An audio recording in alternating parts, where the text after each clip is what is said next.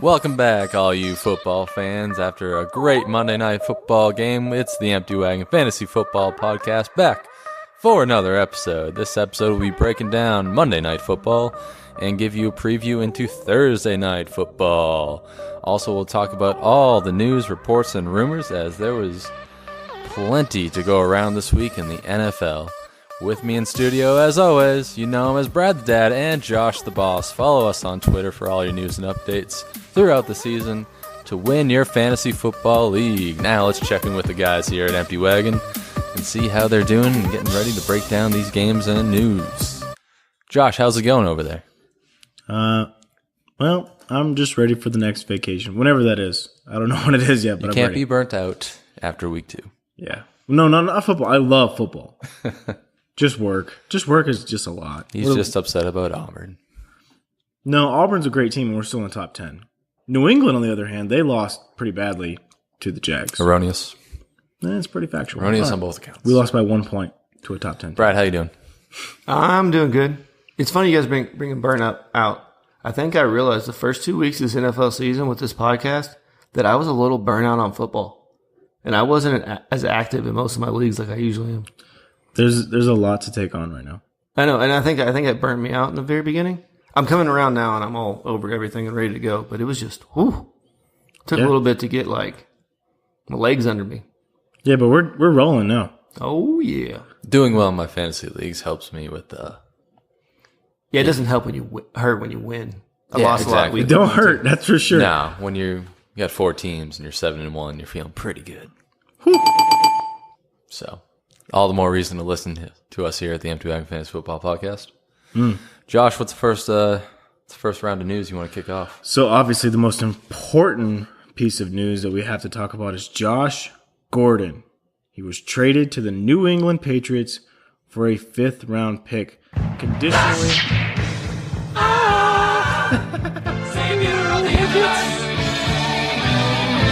That's amazing. He'll save every one of us. Josh had no idea that was coming. I had no clue. That was amazing. Yeah, so he got traded for a 5th round pick conditionally. If he plays 10 games, then that's the end of the deal. 5th round pick, no big deal. But if he plays less than 10 games and he's not active, then New England gets a pick back from Cleveland. So they made a bad deal. What do you guys think the fantasy fallout of the Josh Gordon trade is?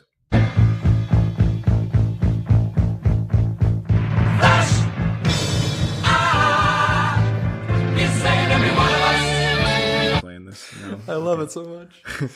Well, maybe you'll get to hear a little bit more of it now that he's playing for your New England Patriots. Every week. For all you listeners, every week. Okay, so what do you guys think the fantasy fallout is here? How does it affect Chris Hogan? How does it affect Julian Edelman, Rob Gronkowski, James White? I mean, what do you guys think here? Makes them better. Makes them better. I think it's definitely going to help Gronkowski. You don't think they'll help the other receivers? I think who I think it's going to hurt the most will be Chris Hogan. I would agree with that. I think it will hurt Hogan, but the Patriots now have a deep threat guy, a legitimate deep threat guy. Because we did not have that before. And if you say Chris Hogan, false. I said legitimate, not a lacrosse player. Well, that was his job to go deep. I think it doesn't mean he's good at his job. So people, the thing that's frustrating is people are already comparing this to the Randy Moss move, and let's just calm down. Yeah, thank you. Let's not have Randy Moss expectations for this yet. Hold on. I asked Pat as soon as the deal went down. I said, "Is he Randy Moss or is he Ocho Cinco?" I'm afraid he might be an Ocho Cinco. I think he's between, though. I do think he'll be somewhere between. Yeah, I agree. I think he's somewhere in between, and I think that all of this really is barring his health. Is he going to be healthy? And I'm not talking about physically. I'm talking about mentally. Is he going to be okay? And, if someone's going to straighten you out or even hide some things, it's going to be New England. We heard of this guy named Corey Dillon. He had a lot of mental issues and a lot of problems off the field. And he went to New England and was just fine and revitalized the last few years of his career. Yeah, did pretty good there. Also, Randy Moss has had some issues with the league and the substance abuse program. But he's not Randy Moss. I mean, Josh Gordon's great.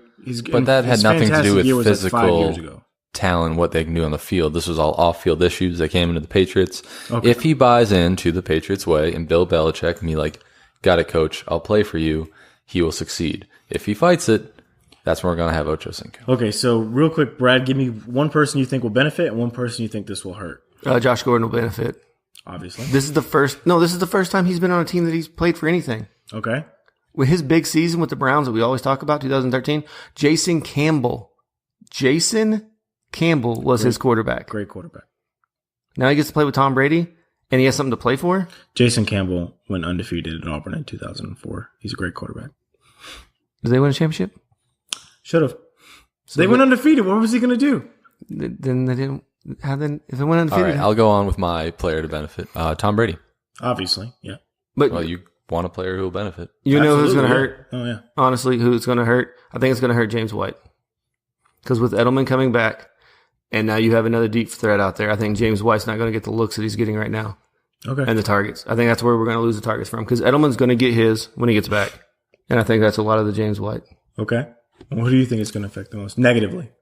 Negatively? Yes. Hogan. Hogan. Okay. I think completely White agree. won't be as negative as Hogan will be. I think Hogan will be more of an impact. The only reason I don't think it hurts Hogan is now he doesn't get the number one corner on him.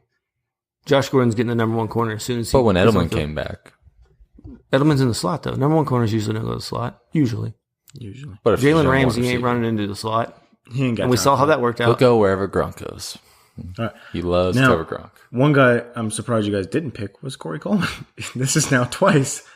Josh Gordon has negatively affected Corey Coleman. Hold on. You said on the team. Sorry. Yeah, you're right. He's not on the team anymore. Oh, poor Corey. All right. So, yeah, Corey Coleman was cut. It's just interesting, though, before we move on to our next news and notes, that the Browns traded, got rid of Josh Gordon for drug-related issues for all intents and purposes that we know of. And the Browns front office, they've just been smoking something for the past, 5-10 years or so. So it's interesting. Well, I mean, they do have a new front office now, but it's only a matter of time before they get a new head coach. And I think that's when things are really going to turn around. They have the new head coach. He's the offensive coordinator, Todd Haley. He's been a head coach before. He will be the next head coach. He'll be their interim when they fire Hugh Jackson in a couple I weeks. fully believe that.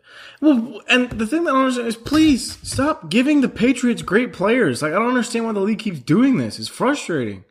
They don't need the help. Yeah, they do. Leave them Isn't that right, alone. Yeah, we need a wide receiver depth. No, I got it. All right, so next piece of news. Jameis Winston was sued by his Uber driver. Do you care? No! God, please, no! No! It will not matter anyway with Fitzmagic. Yeah, you hear what I said? No, I don't care. Okay. All right, next piece of news. Jay Ajayi is probably going to be out week 3. Probably will be out No! No! because they just signed a running back named Josh Adams. But, I mean, so this opens up things for Corey Clement a little bit more, I believe. All right. Next piece of news. Antonio Brown decided to go ahead. Hold on. Sorry, just Go on ahead, that. go ahead. Yeah. Are you putting Corey Clement in your flex this week? Yeah, he's a total flex play for me. How does this affect Carson Wentz coming back? Well, that was a piece of news I was going to get. Oh, sorry. I thought we would just stay with the Eagles, but we'll move on. No, it's fine. So Carson Wentz We'll is bury going to the be lead. back. We'll bury the lead. No, he will be back. He will be back this week. He's already talked about he's going to be ready for contact, and he will start. I don't think this hurts Carson Wentz as much. I think what's going to hurt Carson Wentz is the lack of receivers that they have. Yeah, they just went and signed. They brought in Jordan Matthews, For a tryout. who I don't know if you guys remember when he left there. It wasn't a great thing. Like, he wasn't talking too highly of the Phillies front office and team when he left. Everyone returns to their ex at some point in their life. Well, Not everybody. not everyone. We'll see how that holds. At one point in your life, you return to an ex. My wife ain't leaving me. I won't let her. All right, moving on. What else we got? All right, so Antonio Brown decided to go ahead and take Monday off. Do you guys think that Mike Tomlin has lost this locker room? It's a bit of a stretch. No. We've seen stuff like this from Antonio Brown. Remember the Facebook video he had, and Mike Tomlin got really mad about it. Yes. So Antonio Brown does stuff. I've even heard rumors that his whole spill on Twitter calling like a PR guy out, that was kind of staged a little bit. Okay. He's just trying to get back in the spotlight.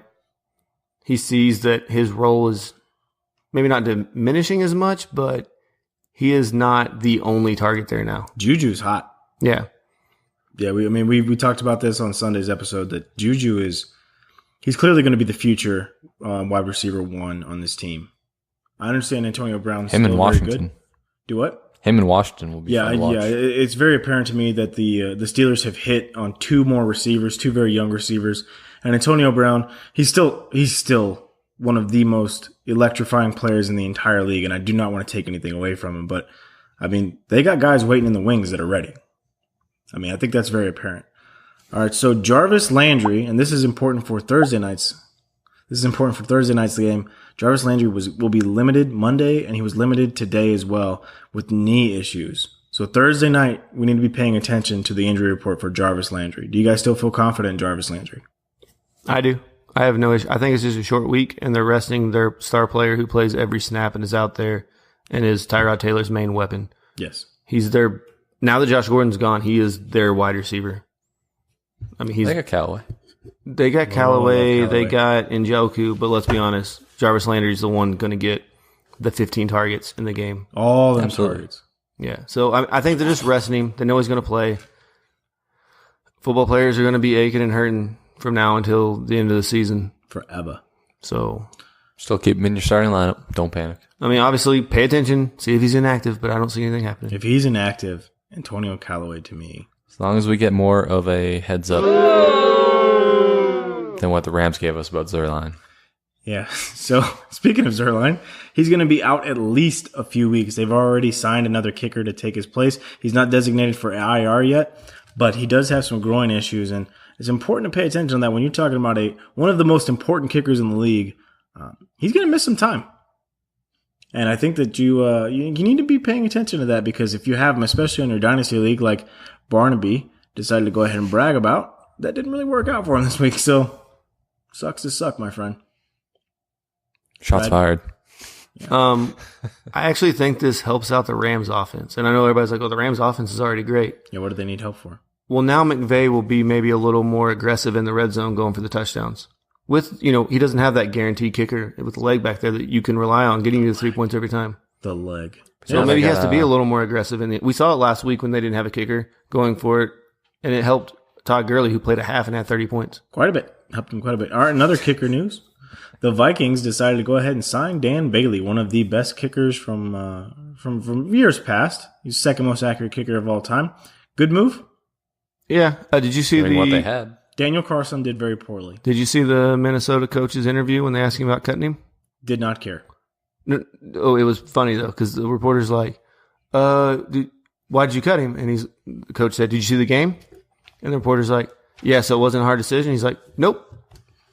Next question. All right, then. The honestly, Browns, you got to like it. The Browns also cut Zane Gonzalez. In other kicker news, they went ahead and grabbed a guy off the street who in college had a 67%. That's rounding up, I believe, but yes. Rounding up, yeah. So 67% kicking and accuracy. Never kicked it professionally. I have to believe that there was another kicker somewhere in college they could have grabbed, but it's the Browns. Good for you, Browns.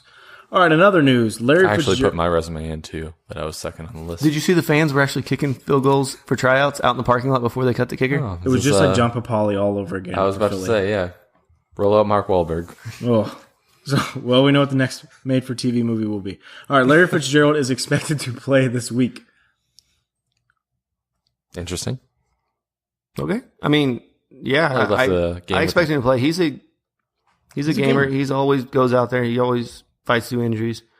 Yeah, but I just want to see if it limits him on the field. That Cardinals offense is bad. Did you hear they want to use DJ in the slot more?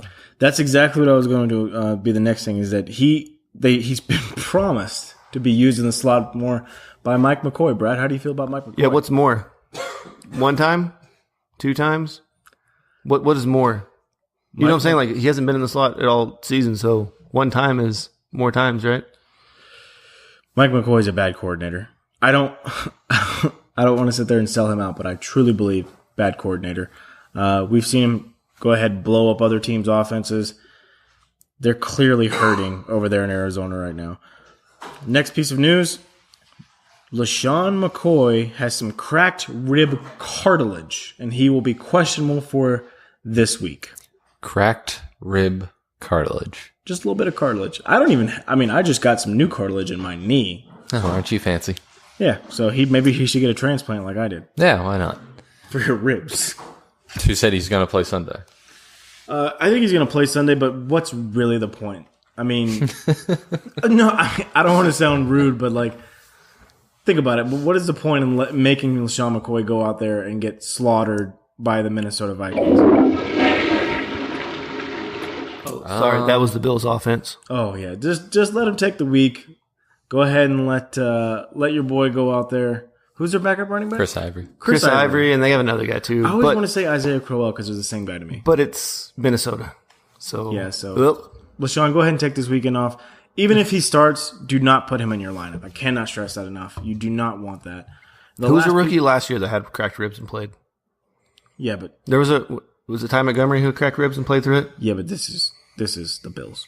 I know it's a worse offense. They got players retiring. I will tell you this: I'm very excited in our league that we have with everyone at work and everything like that. I have the Vikings defense, and I could not be more excited. I'm playing my wife this week, and I'm going to work her over with that defense.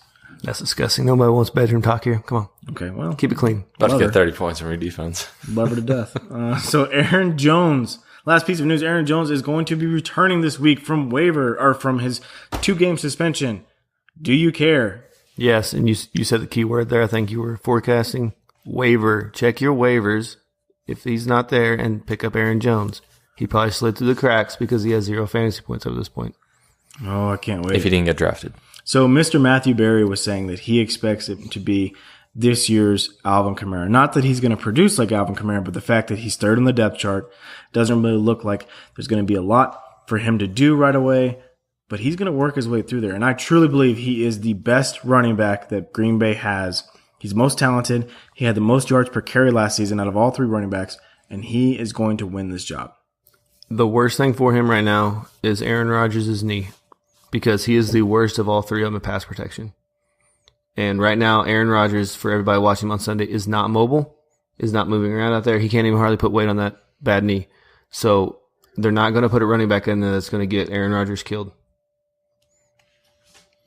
Yeah, I think that Aaron Jones has probably had some time to work on that pass protection with his 2 weeks off. So hopefully he'll come in, he'll be a little bit better.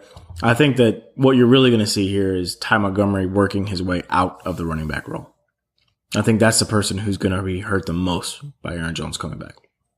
Well, he was never a real running back to begin with. They just put him there because they didn't have anyone. They had nobody. Yeah. All right. So now that we're done with the news, does anybody have anything else they want to talk about in news? Nope. Okay, great. So now we're going to talk about the Monday night game. Pat, go ahead and lead us off.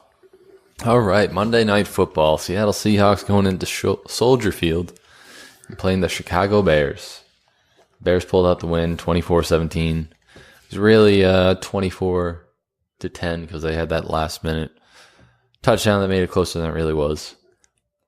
The Bears, on paper, look great. They look like a playoff team. That defense is just stout.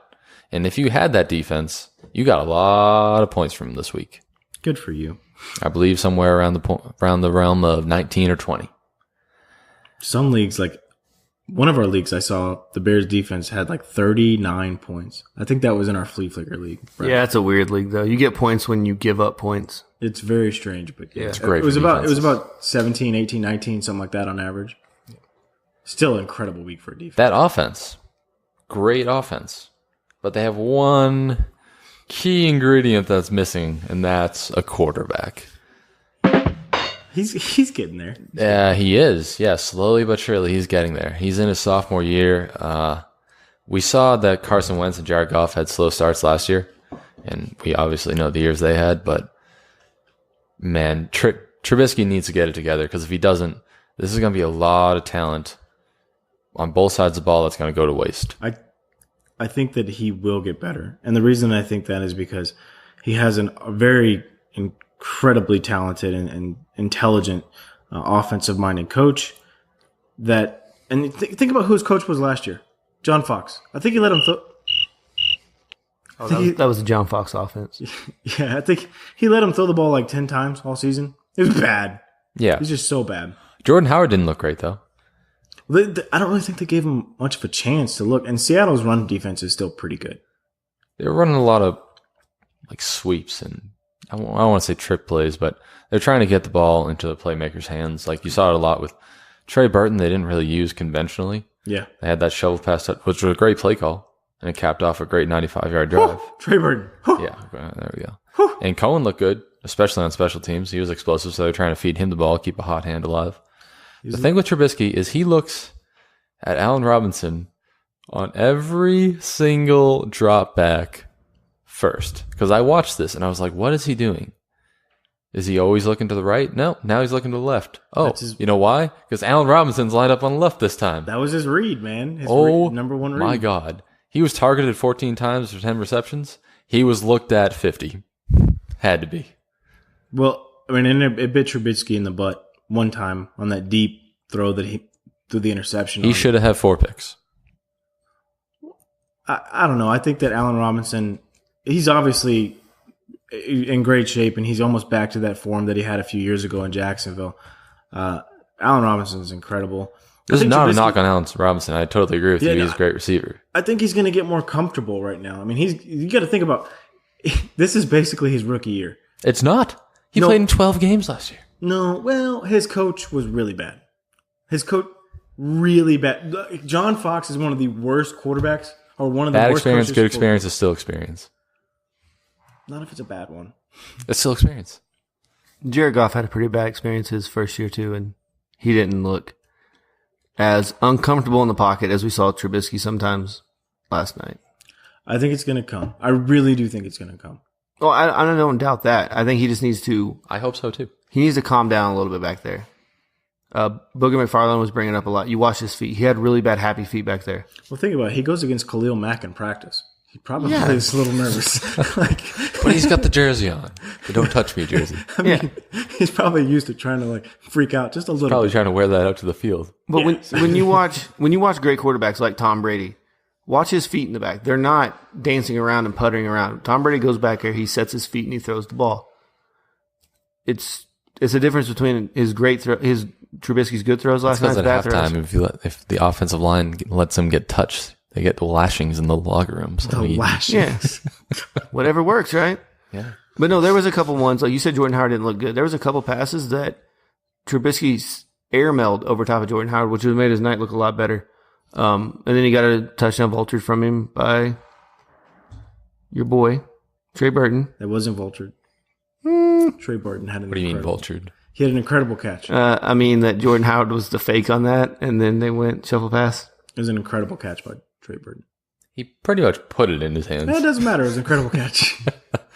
4 for 20 in a teat, baby. And Trey Burton did line up at quarterback at least one time. He did. Yes, he did, and he ran it. Yep, for 3 yards. That was amazing.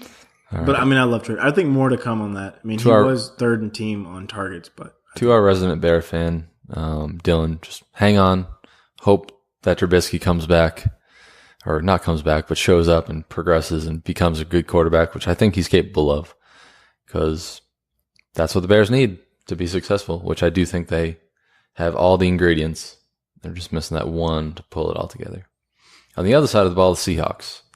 Ooh. God.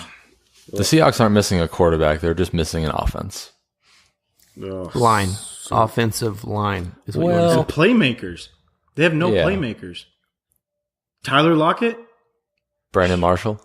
Shut your mouth. Brandon Marshall maybe 6-7 years ago was a playmaker. You're right. They don't have great play. But when Russell Wilson has no time back, he had no time. Did you guys watch the game I watched? No, I totally agree. Russell Wilson is their playmaker. Yeah, he was running around with his.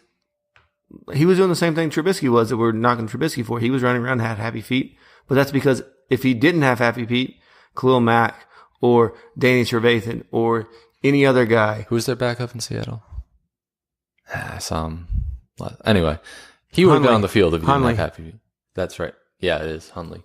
Hundley would have been back on the field if Russell Wilson didn't have happy feet. Yeah, I mean, Russell Wilson's back there. And this is how Russell Wilson starts every season. His offensive line's terrible. They don't get better. He just learns, okay, Invetti can't block anybody, so that guy's coming right for me, so I'm going to fake roll right, fake roll left, and get past this guy. Right. And he just knows where he's like, he does kind of, what was it, the replacements with Keanu? He says, let him through, just. Dude, it's just the Seattle offense. Sorry, it's the longest yard. They're just broken, man. The offense is broken. No, those replacements. Yeah, those replacements. Yeah. Yeah, Joe okay. Flacco. As long as Joe was Not Adam Flacco. Sandler. Falco. Yeah, Shane Falco. Oh, Yeah, he was the Shane best. Falco. Let him through.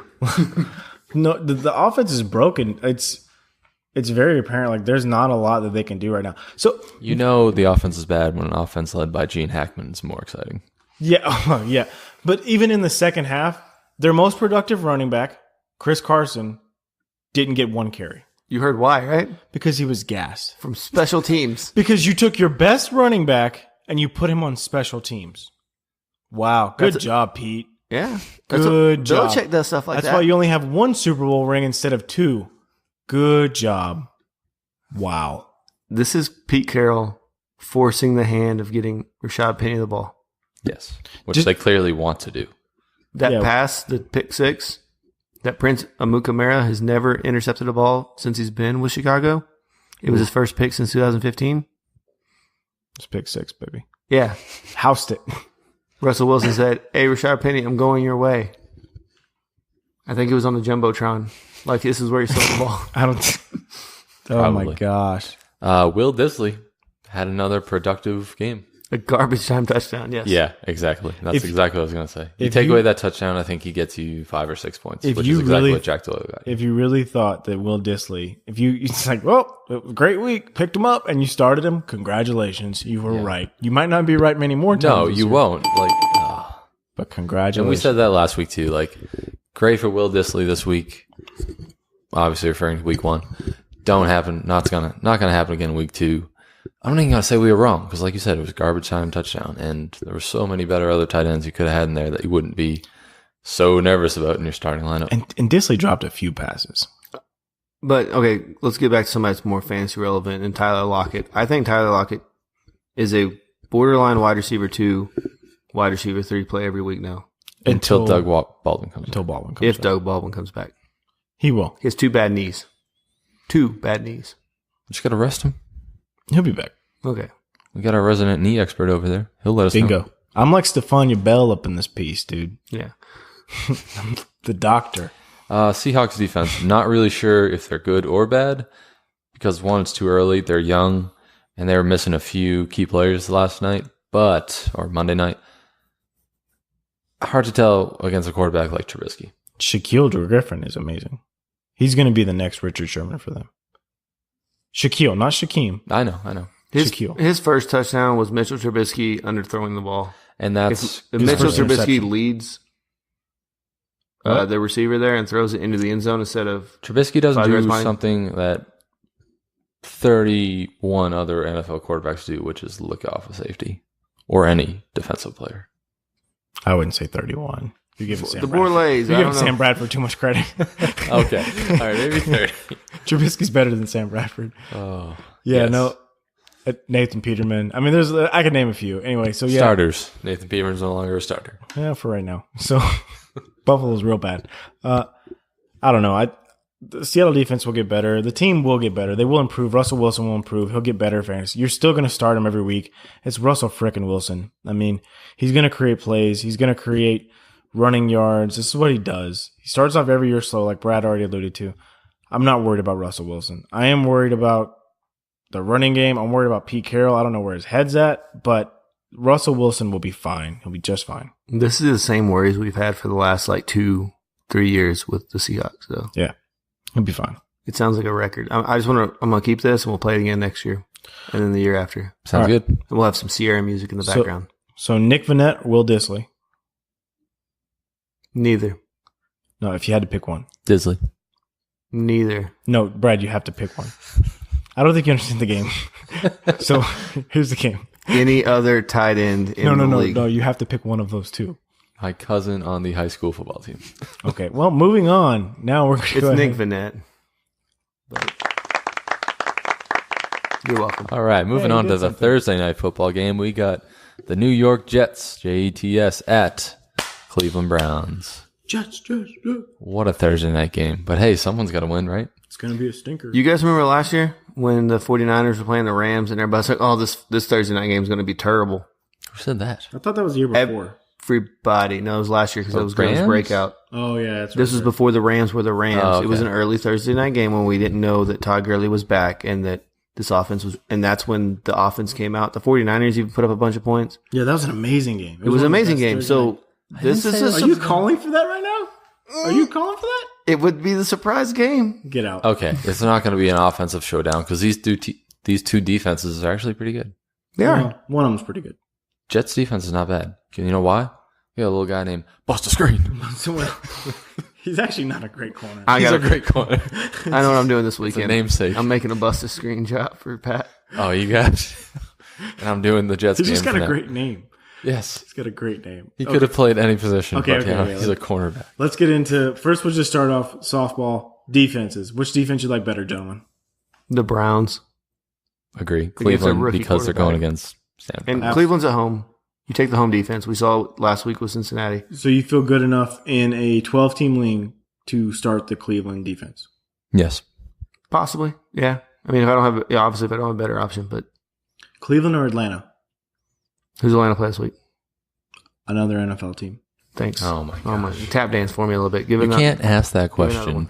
and not know the Well, answer. it's not my job to know that. It's my job. didn't to know you were ask. an Okay, asterisk. the reason I like Cleveland better than the Jets is because, well, one, Sam Cleveland's- Darnold. Yes, going Yes. against Sam Darnold. That defensive line is amazing. So that's And what I do think Cleveland's offense is going to be able to prove something. Be like, maybe we don't need Josh Gordon. Well, they do need. No, maybe they'll. Well, obviously they don't need him. They don't Yeah, have I him, mean, they so just they got rid of him. don't. They're gonna. We got they're this gonna finish fifth out round the end of pick. the season. All right, they're going to throw a banner around the sideline and be like, yeah, this is our new Josh Gordon. And All right, so Atlanta at New Orleans. I'm taking the Browns over Atlanta. Yeah. Okay. Another defense. What about Miami at Oakland or Miami at home against Oakland? I'll take Cleveland. Okay. Let's find another little one that isn't obvious here. I will also take Minnesota against Buffalo. Dallas at Seattle. Everyone wants that. Dallas at Seattle. Yes. Oh, that's a good one. Yeah, because Dallas has a pretty good pass rush. That is. I saw what they did to Denver, and I think I'll still go with Cleveland because of Sam Darnold. But I think it's our best too, because the rest of the matchups are either Pretty straightforward. pretty obvious or not really stream worthy. All right, so let's talk about tight ends now. Tight ends for New York Jets. Do you care? Nope. All right, so David and Quincy Joe Enunwa was a tight end, right? do what?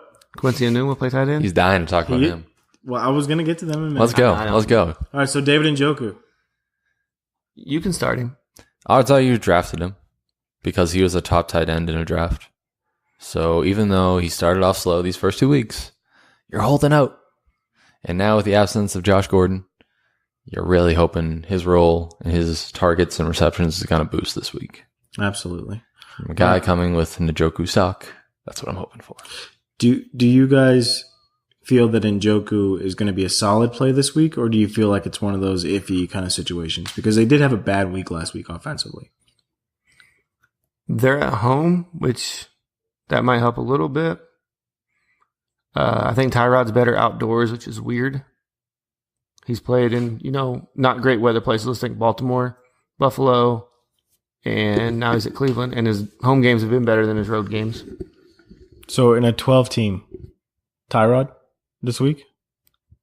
No. No. No. 14-team? 2 quarterback? No. Wow, you're really low on Tyrod. Okay, so no Tyrod this week. Tyrod's he's not going to blow it up for you. He's going to get you, you're hoping for 16 points from Tyrod. Yeah, well, the thing that you have to remember is that these Thursday night games are weird. It could be one of those situations where Tyrod gets you 10 points, or he could blow up and get you 35. Yep. I think it's probably going to be the former. Okay. Closer to 15, 20 points for you. Yeah, I don't see Tyrod Taylor blowing up. Yeah. Go out and get yourself Ryan Fitzmagic if he's still out there. Well, I doubt he is. Because waivers will have cleared by the time that people hear this episode, so I don't think that that's going to happen. Now, what about your we already talked about tight ends, so what about receivers in this game? We'll start with the Jets receivers, who are actually kind of interesting right now. Pat, who would you say out of the Jets?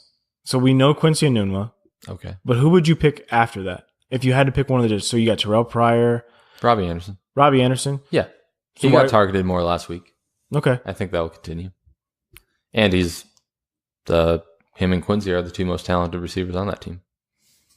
I think we're seeing a lot from Sam Darnold, like we're seeing from Mitchell Trubisky, where they're not trying to go deep. Mitchell Trubisky didn't really throw the ball deep a lot, and when he did, he got hurt by it. Yeah. I think as the season goes on, Sam Darnold will start to trust the receivers, because that's the biggest thing they talk about from college to pros is in college, when they're open, oh my God, everybody can tell they're open. In the pros, when they're open, they look covered. Oh, yeah, man. And I think that's something that, especially on deep balls, that quarterbacks have to get ready for. Like, oh man, that safety, he's out there. Like, and it's just yeah, it's the NFL. Of course, he's out there. He's a little nervous. He's in New York, and I think. So you like Terrell Pryor better? No, I like Robbie Anderson better. I think Robbie Anderson is the most talented wide receiver on this team. Okay, so let's rate our wide receivers. 1, 2, and 3. We'll go 1, 2, 3. Quincy Enunwa, Terrell Pryor, and Robbie Anderson. Who's your yours? One? No. Who's your one, Pat? For this week? Quincy? For this week? Yeah. Quincy Enunwa, Robbie Anderson, and then Terrell Pryor probably. Yeah, I think that's pretty much the 1, 2, 3. Okay, so Terrell Pryor did have a great game last week. In PPR, not in standard. So I love Quincy Enunwa right now. I think that he is a safety blanket for the New York Jets and for Sam Darnold. All right, now. So anyway, now we'll go ahead and we'll talk about the Browns receivers. So we got Jarvis Landry. Receiver. We got Jarvis Landry. Callaway too. Antonio Callaway is not a bad receiver. Is. Yeah, he's good. And Higgins. Higgins was actually the number 2 receiver. Had it not been for the touchdown for Callaway, I think Higgins would have finished the game as the number 1.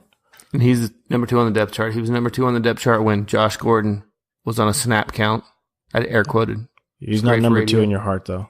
He's number 1 in your heart. Love you, Richard. Mm-hmm. So if Jarvis is healthy, where do you rate these receivers at, Brad? 1, 2, 3. Jarvis 1. Jarvis, Callaway, Higgins. Who do you feel comfortable starting? Jarvis, and that's it. Just Jarvis? Yes. Okay, we have Especially to give on a Thursday night game. Hopefully you have better options. I don't want to throw all my eggs into one basket this early. Okay. I think we have to pay attention to the injury report. If he doesn't play for whatever reason, Callaway gets a boost and so does Njoku. That's my opinion. If you have a game this week and you're really outmatched in projected points, like you're going against a powerhouse of a team, you could probably start Callaway and hope for some upside plays. Yeah. But you got to be careful of those Thursday night games. Yeah. He's safer than he's not safer, but he has a higher ceiling than a Pierre Garçon. If that's your wide receiver too, if you're playing for upside. All right. And then we got our running backs. So New York Jets running backs, Bilal Powell and the Crow. Why are you saying it like that? Well, the Cleveland Browns have an amazing run defense. And that's still kept up this year. So Bilal Powell will help you out. Pow.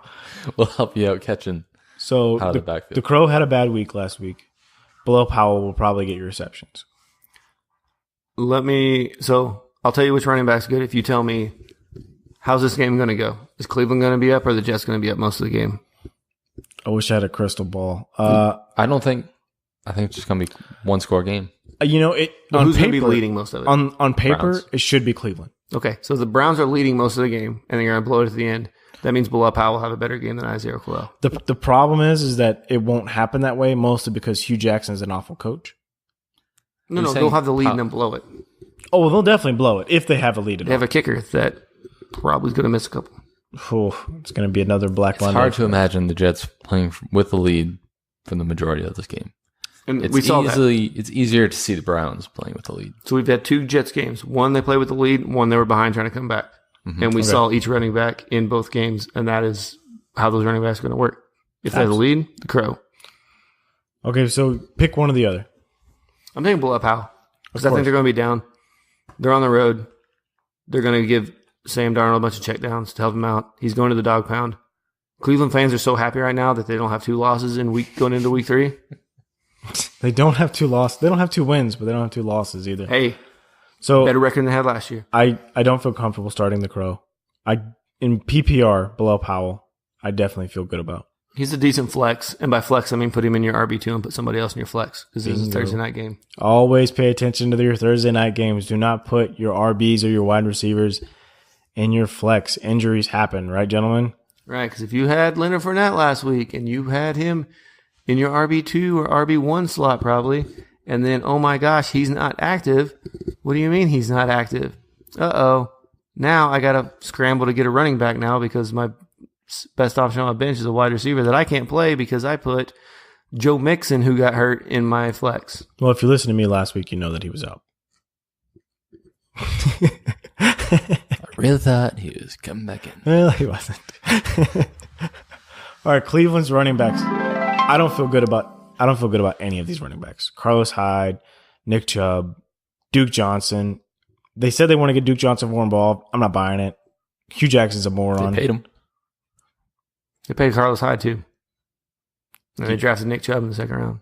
Yeah, honestly, I think you need to steer clear of all these guys. If you're going to start any of them, maybe Carlos Hyde in your flex. But that is right. It's Carlos Hyde. He's my Thursday night MVP. Whoa. Because like I said last week, and I was wrong, that's just because Joe Mixon was leaving with a knee injury, you take the home team running back on Thursday nights. All right. Can't argue with that. All right, and so with quarterbacks, we're not starting either one of these quarterbacks this week. You got to have a better option. If you don't, you should have drafted better, or you should be on waivers better. You got to play the game better. So, Pat, who is your Thursday night MVP? Hugh Jackson. Huge. Getting the first win for the Cleveland Browns in I don't even know how many weeks. I know we talked about playing in a fantasy league where you start coaches, but we're still not in that. So you need to pick somebody that you can actually put into a lineup. Nope, it's Hugh Jackson. Sticking with it. No, but you can't start him. You got to. Okay, I'll just go ahead. Stay yours. I'll say mine while you conjure up someone other than Hugh Jackson, who is not an MVP in anyone's eyes. I'm going to go with a surprise candidate. I do think Antonio Callaway is going to be the MVP to this weekend. I thought you were going Quincy. Quincy's the obvious choice. Obviously, Quincy's going to have a great game. However, I do pick with you. I think the Browns are going to get their first win here, and I think it's going to be because Antonio Callaway has a couple big plays and seals the game for him. All right, then I'm going Quincy Enunwa because if the Jets are going to play from behind, they're going to throw it a lot, and Sam Darnold loves Quincy Enunwa. Start him up. Let me tell you what really is going to be the MVP of this game. Hugh Jackson. It's going to be a certain person's Twitter account. Belichick ain't going to let him use his Twitter. What are we talking about?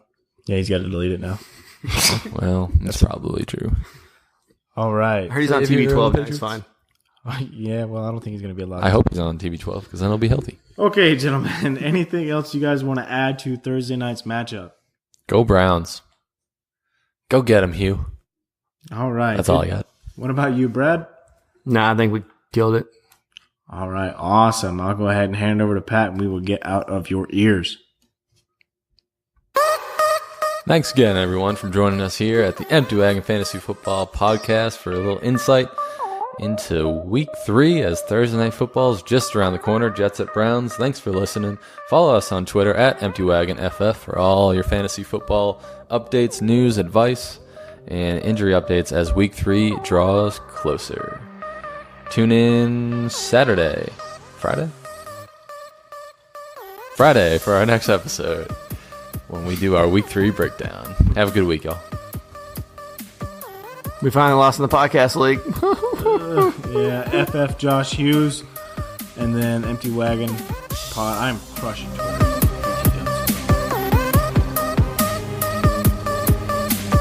Oh, you guys want me to stop it? Okay.